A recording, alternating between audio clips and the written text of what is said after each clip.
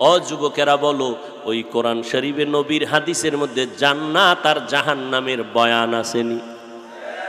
কে জান্নাতে যাবে, কে জাহান্নামে যাবে আল্লাহ তাও বলে দিয়েছেন, ইন্নাল আবরারা লাফি নাঈম ওয়া ইন্নাল ফুজ্জারা লাফি জাহিম।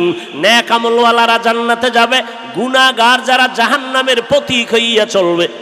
আল্লাহ সব বলছেন, আবার জান্নাতটা কেমন আরামের ঘর, জাহান্নামটা কেমন ভয়ঙ্কর আল্লাহ এক এক করে বয়ান করেছেন।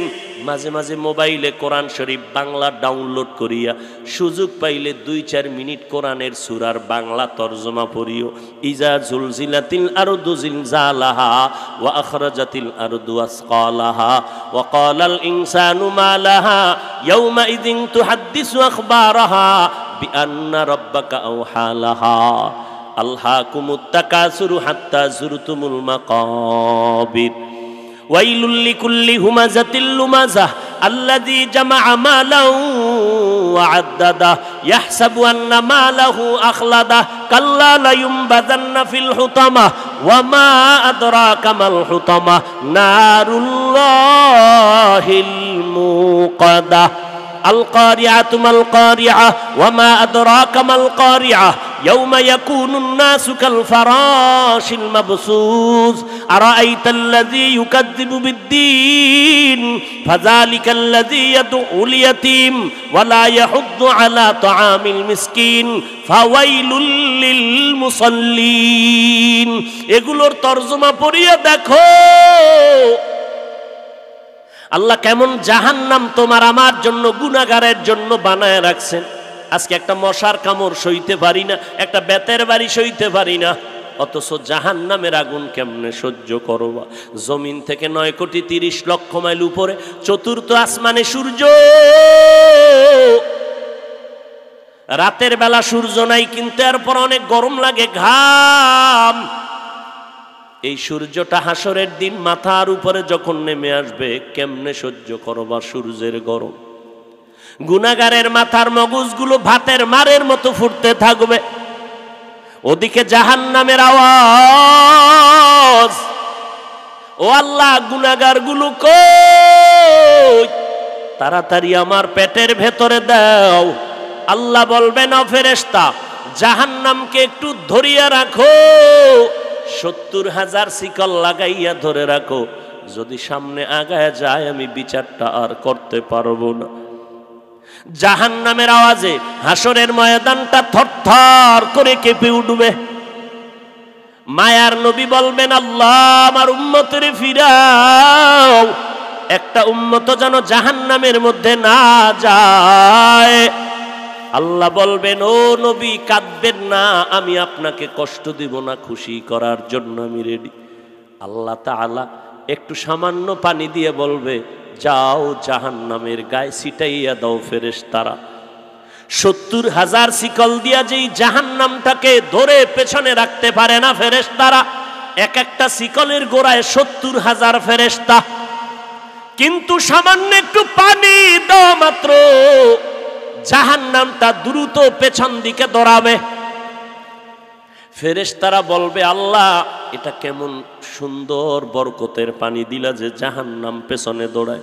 70,000 শিকল দিয়া যেই জাহান্নামটাকে ধরে রাখতে পারি না রে আল্লাহ, এটা কি জমজমের পানি নাকি আবে হায়াতের পানি, না কাউসারের পানি, না দুনিয়ার কোনো বৃষ্টির পানি, না সমুদ্রের পানি?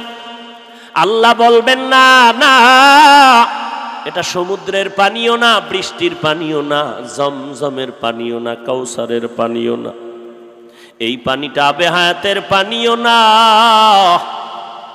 এই পানি আমার মায়ার নবীর গরিব উম্মতের চোখের পানি।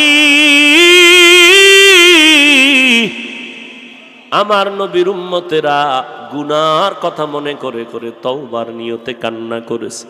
আমি আল্লাহ ওদের কান্নাটারে বৃথা যেতে দেই নাই। ও যুবক, আজকে তোমার আমার মতো কত যুবক স্কুলে পড়ে, কলেজে পড়ে, একবেলার নামাজও বাদ দেয় না। তোমার বিবেকটাকে জিজ্ঞাসা করো, তুমি কেন পারবা না? আমি তোমাকে বয়ান দিয়ে এই কথা বলতে চাই না যে সবাই মাদ্রাসায় চলে আসো, আমাদের মতো হুজুর হয়ে যাও, না, খবরদার। কেউ যদি বলে আমি তা সমর্থন করি না, বরং আমি বলবো বাবা স্কুলে পড়ো, কলেজে পড়ো, চাকরি করো, ব্যবসা করো, ইঞ্জিনিয়ার হও, ডাক্তার হও, মুসলমানের সন্তান ডিসি হও, এসপি হও, এমপি হও, মন্ত্রী হও, মুসলমানের গৌরব। ওই লাইনে থাকিয়ে তুমি একজন ভালো ডাক্তার হও, মুসলমানের জন্য গৌরব। তবে আমার একটা মাত্র দাবি রে বাবা, কয়দিন আর বাঁচবা জানা নাই। এই মহামারীতে কত জীবন চলে গেল, কয়দিন আর দুনিয়াতে বাহাদুরি করবা জানা নাই। আল্লাহর কাছে তওবা করো। আমার কলিজার আবদার, তামান্না আর অনুরোধ হলো, আজকে থেকে তওবা করে নিবা, একবেলার নামাজও আর ছাড়বা না রে বাবা। তোমার আমার মতো যুবক র্যাব, আর্মি, পুলিশ, বিডিআরের চাকরি করে একবেলার নামাজও বাদ দেয় না, আছে না নাই? তোমার বিবেকটাকে বলো তুমি কেন পারবা না? তোমার আমার মতো যুবক রাস্তায় গাড়ি চালায়, ড্রাইভারি করে, একবেলার নামাজও বাদ দেয় না, বলো তুমি কেন পারবা না? তোমার আমার মতো যুবক নদীতে মাছ ধরে, কৃষিকাজ করে, একবেলার নামাজ বাদ দেয় না। তোমার আমার মতো যুবক ব্যবসা করে, কোটি টাকার মালিক, হালাল খায়, হারাম খায় না, নামাজ ছাড়ে না, বলো বাবা তুমি কেন পারবা না? আসলে তোমার কপাল মনে হয় পুড়িয়া গেল, না জানি কারো বরদোয়া লাগছে রে বাবা।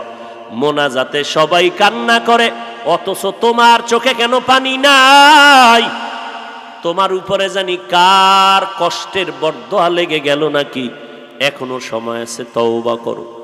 মনে মনে আল্লাহকে বলতে থাকো, হে মালিক, এই ময়দানে আমার মতো গুনাহগার আর কেউ নাই রে আল্লাহ। জীবনে গুনাহ করে জীবনটা নষ্ট করেছি। আমার এই গুনার খবর আমার মা বাবা ভাই বোনেরা কেউ জানে না, জানলে আমাকে আর জায়গা দিত না। ও দয়ার আল্লাহ, আপনি জানার পরে রাগ করিয়া গুনার কারণে পানি বন্ধ করেন নাই, খানা বন্ধ করেন নাই, বাতাস বন্ধ করেন নাই। আজ তওবার নিয়ত করতেছি, আর নামাজ ছাড়ব না, মা বাবারে কষ্ট দিব না, ওলামায়ে কেরামের বিরোধিতা করব না, আলেমদের পরামর্শ নিয়ে আমল করব, মা বাবার দোয়া নিয়ে চলবো। সারা এই চেয়ারটায় বসতে পারি নাই রে বাবা। ওই মা বাবার চোখের পানির কারণে আজকে তুমি বিএ পাশ করেছো, আইএ পাশ করেছো।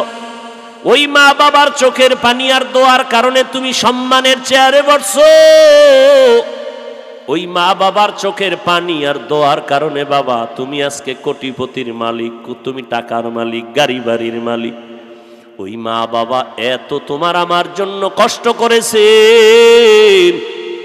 ওই মা বাবারে কষ্ট না দিয়া দোয়া নাও। মাকে বলো, মা মাথায় হাতটা দিয়া দোয়া করে দাও, আর গুনার কাছেও যাব না, নবীজির বিরুদ্ধে আর যাব না, আজকে থেকে সুন্নাত অনুযায়ী চলবো, মা বাবার খেদমত করব, নামাজ ছাড়ব না, আর আলেমদের বিরোধিতা করে গুনাহগার হব না। আজকে থেকেই তৈরি হয়ে গেলাম, মা দোয়া করে দাও, দেশের বিরুদ্ধে, জাতির বিরুদ্ধে কোনো ষড়যন্ত্র করব না।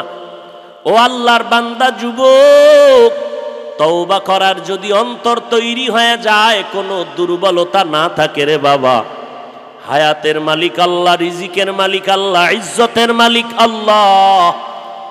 মরিয়া গেলে যাব, তারপর আর নামাজ ছাড়ব না, আল্লাহকে বেজার করব না, নবীর তরিকার বাইরে চলব না, 5 ওয়াক্ত নামাজ পড়ব, মা বাবার দোয়া নিয়ে চলব, ওলামায়ে কেরামের পরামর্শ নিয়ে চলব, দেশ ও জাতির বিরুদ্ধে ষড়যন্ত্র করব না।